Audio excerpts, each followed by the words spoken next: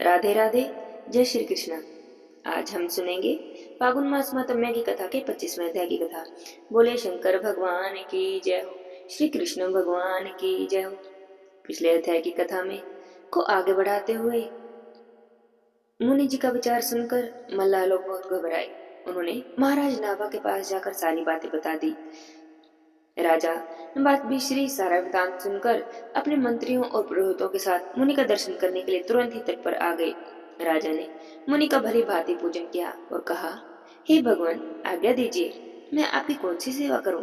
तब मुनिवर आप स्तंभ जी ने कहा, हे राजन, ये मल्लाह बड़े ही दुख से अपनी जीविका का निर्वाह करते हैं। इन्होंने मुझे जल से बाहर निकालकर बड़ा ही भारी परिश्रम किया है, अतः तुम्हें मेरा जो मूल्य उचित लगे वह इन्हें दे दो। तब राजा नाभा ने कहा, हे भगवान, मैंने आपके बदले में 1 लाख स्वर्ण मुद्राएं देता हूँ। तब मुनिवर आप स्तंभ ने कहा, हे राजन, मेरा मूल्य 1 लाख नियत का करना उचित नहीं है। मेरे योग्य जो मूल्य हो वह इन्हें अर्पण करो। इस संबंध में अपने मंत्रियों के साथ विचार कर तब राजा नाभाग बोले कि हे मुनिवर, यदि यह मूल्य उचित नहीं तो इन निशानों को 1 करोड़ दे दिया जाएगा, और यदि यह भी आपके योग्य नहीं तो आपकी आज्ञा होने पर और भी अधिक दिया जा सकता है। तब मुनिवर आप समझी बोले, हे राजन, मैं 1 करोड़ या इससे अधिक मूल्य के योग्य नहीं, ना ही मेरे योग्य मूल्य चुकाना चाहो तो अपने ब्राह्मणों से सलाह ले लो। तब राजा बोले, यदि ऐसी बात है तो मेरा आधा या पूरा राज्य इन निषाद को दे दिया जाए। मेरे मत में यह मूल्य आपके योग्य होगा, किंतु आप किस मूल्य को पर्याप्त मानते हैं यह बताने की कृपा करें। तब मुनिवर आप समझी बोले, राजन, तुम्हारा आधा या पूरा राज्य भी मेरे लिए उचित मूल्य नहीं है। मेरे लिए जो उचित मूल्य है वह है 2। यदि समझ आए तो अपने राज्य के ऋषियों से विचार करो। महर्षि का वचन सुनकर मंत्री और पुरोहितों के साथ विचार विमर्श करते हुए राजा नाभाग तो बड़ी चिंता में पड़ गए। इसी समय महातपस्वी लोमश ऋषि वहां पर आ गए। उन्होंने राजा से कहा, हे राजन, तुम भय न करो, मैं मुनि को संतुष्ट कर लूंगा।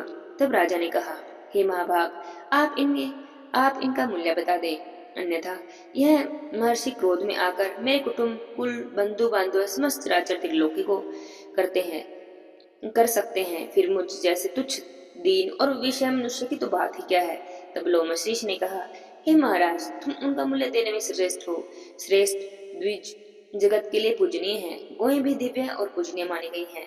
अतः तुम उनके मूल्य के रूप में गाय का दान करो। लोमस जी का वचन सुनकर राजा नाभाग मंत्री और पुरोहितों के साथ बड़े ही प्रसन्न हुए और हर्ष में भरकर बोले, हे भगवान, उठिए उठिए, हे मुनि श्रेष्ठ, यह आपके लिए योग्यतम मूल्य प्रस्तुत कर दिया गया है। मुनिवर आप स्तंभ जी ने कहा कि अब मैं प्रसन्नता से उठता हूँ। हे राजन, तुमने मेरा उचित मूल्य देकर मुझे खरीदा है। मैं गौ से बढ़कर दूसरा मूल्य ऐसा नहीं देखता जो परम पवित्र और पापों का नाश करने वाला हो। गायों की परिक्रमा करनी चाहिए, वे सदा ही सबके लिए वंदनीय हैं। गाय मंगल का स्थान है, दिव्य है। स्वयं ब्रह्मा जी ने इन्हें दिव्य गुण से विभूषित किया बनाया है। गाय के गोबर से ब्राह्मणों के घर और देवताओं के मंदिर भी शुद्ध होते हैं। उन गायों से बढ़कर अन्य किसको बताएं। गायों के मूत्र, गोबर, दूध, दही और घी, यह 5 वस्तुएं पवित्र हैं और संपूर्ण जगत को पवित्र करती हैं। गाय मेरे आगे रहे, गाय मेरे पीछे रहे, गाय मेरे हिस्से में रहे और मैं गायों के मध्य में निवास करूं। ब्राह्मणों की रक्षा करने, गायों को खुजलाने और सहलाने से, दीन, दुर्बल, दुखी प्राणियों का पालन करने से मनुष्य स्वर्ग लोक में प्रतिष्ठित होता है। यज्ञ का आदि, अंत और मध्य गायों को ही बताया गया है। वे दूध, घी और अमृत सब कुछ देती हैं, इसलिए गाय का दान करना चाहिए और प्रतिदिन पूजा करनी चाहिए। यह गाय स्वर्ग लोक में जाने के लिए सीढ़ी बनाई गई है। गायों के इस उत्तम महात्म्य को सुनकर निषादों ने महाभाग आप सतम जी को प्रणाम किया और कहा, हे प्रभु, हमने सुना है कि साधु पुरुषों के संभाषण, दर्शन, स्पर्श, श्रवण और कीर्तन सभी पवित्र करने वाले होते हैं। हमने आप जैसे महात्मा के साथ वार्तालाप किया, आपका दर्शन किया। अब हम आपकी शरण में आए हैं, आप हमारे ऊपर अनुग्रह कीजिए। स्तंभ जी बोले, इस गौ को तुम लोग ग्रहण करो, इससे तुम सभी पाप मुक्त हो जाओगे। निषाद निंद क्रम से युक्त होने पर भी प्राणियों के मन में प्रीति उत्पन्न करके इस जलचा मत्स्य के साथ स्वर्ग में जाएं। मैं नरक को देखूं या स्वर्ग में निवास करूं, किंतु मेरे द्वारा मन, वाणी, शरीर और क्रिया से जो कुछ भी बना हो उसे यह सभी दुखांत प्राणी शुभ गति को प्राप्त हों। उसके बाद शुद्ध चित्त वाले महर्षि आपस्तम जी की सत्यावाणी के प्रभाव से वे सभी मल्लाह मछलियों के साथ स्वर्गलोक में चले गए। मछलियों सहित उन मत्स्य जीवी निषादों को स्वर्ग में आया हुआ देखकर मंत्रियों और सेवकों के साथ राजा माँ बाप को बड़ा ही विस्मय हुआ।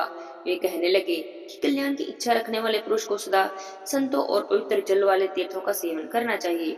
इस जगत में एक क्षण के लिए भी यदि उनका संग किया जाए तो कभी निष्फल नहीं होता। अतः साधु महात्माओं के पास बैठे और उनके साथ उत्तम कथा वार्ता करें। उसके बाद आप सतम मुनि और महातपस्वी लोमस जी ने नाना प्रकार के उत्तम पद सुनाकर राजा को बोध प्राप्त कराया। तब राजा ने परम दुर्लभ धर्म में बुद्धि धारण की। उसके बाद वे दोनों महर्षि राजा नाभ प्रशंसा करते हुए कहने लगे कि अहो राजेंद्र, तुम धन्य हो क्योंकि तुम्हारी बुद्धि धर्म में तत्पर हुई है। मनुष्य के लिए धर्म परम दुर्लभ है, विशेषतः राजाओं के लिए तो और भी दुर्लभ है। यदि राजा राज्य मद से उन्मत्त होकर सब धर्म का परित्याग ना करे तो उससे बड़ा बढ़कर भला दूसरा कौन ही हो सकता है। धर्म ही ध्रुव है, वह सदा अटल रहने वाला है। राज्य तो मोह रूप अथवा मोह का आश्रय है, वह स्थिर नहीं रहता। किंतु राज्याभिषेक मोह होने पर नरक की प्राप्ति अत्यंत धर है। अतः विद्वान पुरुष राज्य की निंदा करते हैं। लोलुप अविवेक ही मनुष्य की राज्य को मान्यता देते हैं। मनीषी पुरुष तो सदा नरक के तुल्य देखते हैं राज्य को। अतः महाराज, यदि तुम अपने लिए सनातन गति चाहते हो तो अपने मन में शोक, मोह और मद को कभी स्थान मत देना। मार्कंडेय जी कहते हैं, हे राजन, ऐसा कहकर वे दोनों महात्मा आपस्तम जी और लोमस जी अपने अपने आश्रम को चले गए। राजा नाभा ने भी वरदान पाकर प्रसन्नता से अपने नगर में प्रवेश किया। हे महाराज, इस तीर्थ में न करके मतेश्वर की पूजा करो। इसी तीर्थ के प्रभाव से महाभाग और मत्स्य जीवी निषाद मछलियों के साथ दिव्य लोक को प्राप्त हुए। वे सब आज भी दिव्य कांति धारण करके वैष्णव धाम में विहार करते हैं। मार्कंडेय जी कहते हैं, राजन, अब मैं पापों का नाश करने वाले दूसरे तीर्थ का महात्म्य कहता हूँ। नर्मदा के तट पर कलहंस नाम से विख्यात एक देव ऋषि ध्यान लगाया करते थे। उनके मनोहर आश्रम में बहुत से ब्रह्म ऋषि निवास करते थे। सभी शाक, मूल और फल खाकर जप और ध्यान में तत्पर रहते। राजन, समस्त प्राणियों के हित में संलग्न रहने वाले कलहंस जी भगवान शिव के ध्यान में स्थित होकर 15,000 वर्षों तक एक पैर से खड़े रहे। उनकी तपस्या और ध्यान निष्ठा से इंद्र को बढ़ाई भय हुआ। वे कुबड़े और नाते ब्राह्मण का रूप धारण कर कलहंस जी के आश्रम में आए। वहां पहुंचकर उन्होंने वृद्ध ब्राह्मण से पूछा, हे तपोधन, आप किस उद्देश्य से तपस्या कर रहे हो? तब हंस जी ने हंसते हुए कहा, ये महाभगवतम जी की आराधना करता हूँ, किसी देवता की नहीं। महर्षि का वचन सुनकर इंद्र ने कहा, हे महाभाग्य, वर मांगिए जिससे आपको भगवान शंकर का दर्शन होगा। तब कलहंस जी ने कहा, हे देवराज, मैं भगवान शंकर को छोड़कर किसी और देवता से वरदान की याचना नहीं करूंगा। उनके ऐसा कहने पर इंद्र संपूर्ण कामनाओं से संपन्न होकर लौट गए। कलहंस जी की पराभक्ति को जानकर देवादिदेव महेश्वर ने उन्हें अपने नीलकंठ त्रिलोचन स्वरूप का दर्शन दिया। महादेव जी का भैरव स्वरूप देखकर मुनि श्रेष्ठ कलहंस जी ने साष्टांग प्रणाम किया और महादेव जी की स्तुति की। हंस जी बोले, हे महादेव जी, आपको नमस्कार है। हे नीलकंठ, हे त्रिलोचन, आपको नमस्कार है। आप कल्याण स्वरूप हैं, परम शांत हैं, आपको नमस्कार है। हाथों में शूल धारण करने वाले हे महादेव, आपको नमस्कार है। सबको जन्म देने वाले भगवान शिव को नमस्कार है, जिनका दूसरा कोई स्वामी नहीं। उन महेश्वर को बार बार नमस्कार है। महादेव इत्यादि नामों से जिनकी स्तुति की जाती है, उन भगवान त्रिलोचन को बारंबार नमस्कार है। इस प्रकार कलहंस जी ने महादेव जी की बहुत प्रकार से स्तुति की। कलहंस जी के द्वारा की गई हुई स्तुति को सुनकर महादेव जी बोले, हे महामते, मैं तुम्हारी स्तुति से बड़ा ही प्रसन्न हूँ।